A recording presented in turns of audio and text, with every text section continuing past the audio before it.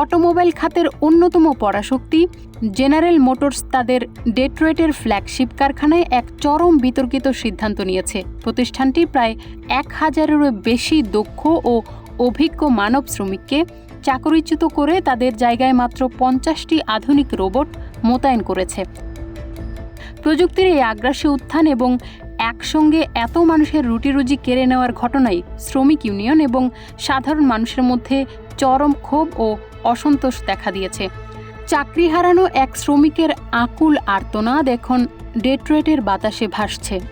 আমরা সত্যি স্তব্ধ এবং গভীরভাবে বিরক্ত। এই সিদ্ধান্তের পেছনে জিএম কর্তৃপক্ষের মূল যুক্তি হল উৎপাদনশীলতা বৃদ্ধি এবং খরচ কমানো। তাদের দাবি, নতুন এই রোবটগুলো বিরতিহীনভাবে, নিখুঁতভাবে এবং অনেক কম খরচে দীর্ঘক্ষণ কাজ করতে সক্ষম, যা বৈশ্বিক অটোমোবাইল বাজারে টিকে থাকার জন্য অত্যন্ত জরুরি। কিন্তু প্রশ্ন উঠেছে এর চড়া মানবিক মূল্য নিয়ে। যে শ্রমিকরা বছরের পর বছর ধরে ঘাম ঝরিয়ে এই সংস্থাকে আজকের অবস্থানে এনেছে, এক লহমায় তাদের অপ্রয়োজনীয় ঘোষণা করে দেওয়া হয়েছে।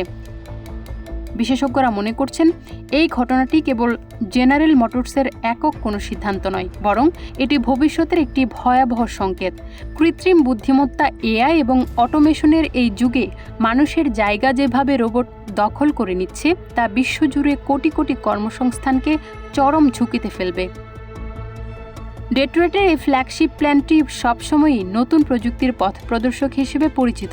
তাই এখানে ঘটে যাওয়া এই গণছাঁটাই বিশ্বজুড়ে অন্যান্য বড় বড় উৎপাদনকারী প্রতিষ্ঠানকেও একই পথ অনুসরণে প্ররোচিত করতে পারে।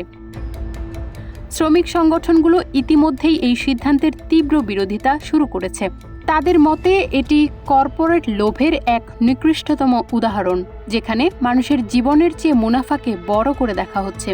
রোবট হয়তো উৎপাদন বাড়াতে পারে, কিন্তু তারা সমাজ গঠন করতে পারে না বা সাধারণ মানুষের ঘরে খাবার এনে দিতে পারে না। ডেট্রয়েটের এই কারখানা এখন কেবল গাড়ি তৈরির কেন্দ্র নয়, বরং এটি হয়ে উঠেছে মানুষ বনাম প্রযুক্তির এক অসম লড়াইয়ের প্রতীক। এই ঘটনার পর বিশ্বের বড় বড় শিল্প খাতে একটি মৌলিক প্রশ্ন আরও জোরালো হয়ে উঠেছে। প্রযুক্তির এই অভাবনীয় অগ্রগতি কি শেষ পর্যন্ত সাধারণ মানুষের আশীর্বাদ নাকি অভিশাপ?